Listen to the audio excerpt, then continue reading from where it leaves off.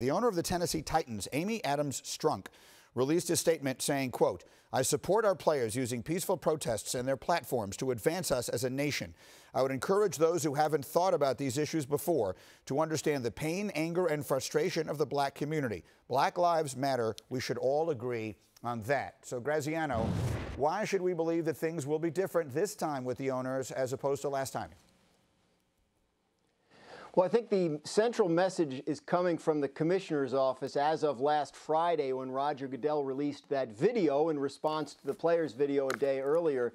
I think because of that, there's a sense that this is the position the league is going to take on this, and that the owners are probably going to have to get in line behind what the commissioner is saying. Now, that's not to say you won't have stragglers. It's not to say you won't have an owner here or there who speaks up in a way that doesn't reflect the commissioner's point of view and the point of view of the majority of owners when it comes to something like, say, kneeling in protest while the national anthem plays. That became a huge issue with NFL owners 3 and 4 years ago. But going forward this time and talking to a lot of people in those circles over the past week, it sounds like it's not going to be dealt with the same way. It sounds like it's not going to bring the owners the same kind of angst about bottom line concerns, right? I mean, TV ratings, if they went down as a result of this 3 years ago, which some people will tell you they did, some people will tell you they didn't, even if that were the case, for instance, the NFL expects that if it plays in September, its ratings are going to be through the roof because people are going to be so starved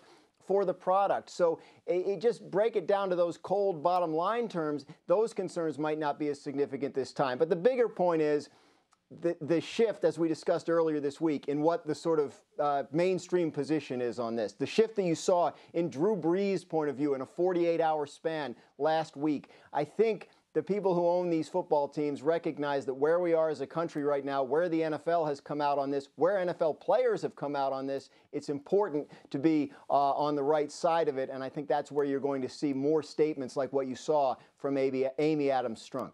Well, that's interesting to me because I did see one from Cal McNair, who was the owner of the Texans. Someone sent that to me. We saw Shad Khan talk briefly last week, and then now this from Tennessee. So that would be my final question here. Should we be expecting to hear these kinds of statements coming forth directly from other NFL owners in the coming days?